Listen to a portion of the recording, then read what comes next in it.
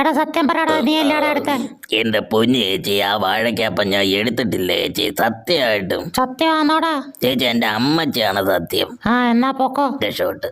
വരാം വരാം പൂച്ചാണ്ടി റേല് വണ്ടിയിലേ, വാരണാസി കോട്ട താണ്ടി റേല് വണ്ടിയിലേ.